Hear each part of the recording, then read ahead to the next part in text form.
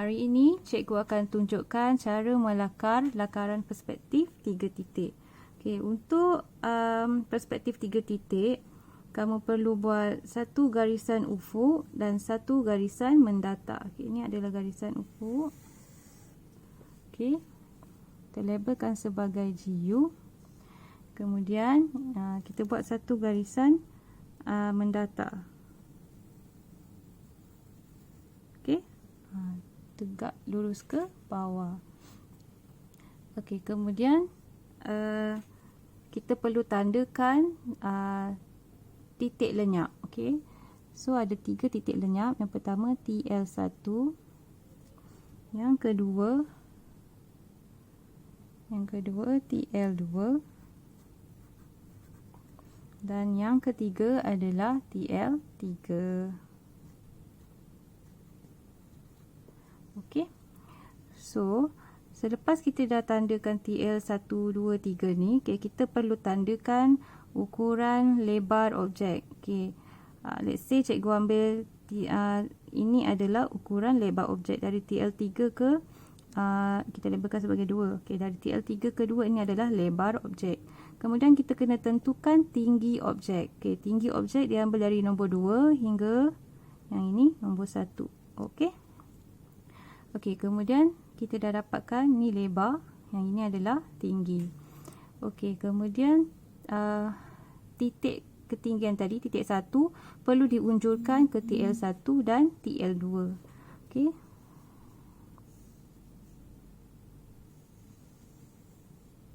Okey, macam tu. Kemudian titik 1 ke TL2.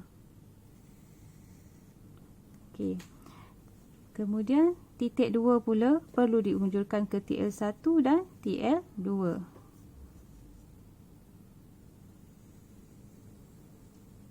Okey.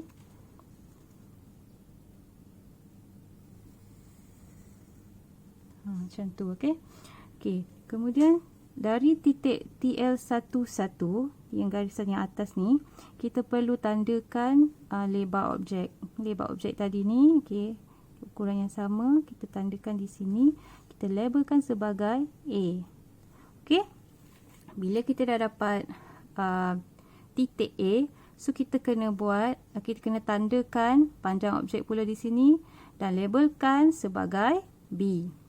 Okey, kemudian bila kita dah dapatkan lengkap macam ni, okey, TL1 ni kita perlu unjurkan, B ni, titik B kita perlu unjurkan ke TL1. Okey, so kita unjurkan. Macam tu. Okey, kemudian yang A ni, titik A ni kita perlu unjurkan ke TL2.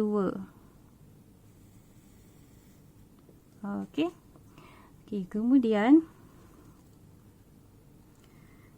kemudian kita perlu unjurkan dari TL3, kita perlu unjurkan ke A dan B untuk dapat bahagian sisi dia. TL3 unjurkan ke A, lurus pergi ke A. Okey, kemudian dari TL3 kita unjurkan ke B pula. Okey, dah siap kita punya gambar objek di situ. So untuk kita dapatkan gambar objek yang jelas, kita perlu kita perlu legapkan garisan objek. Okey.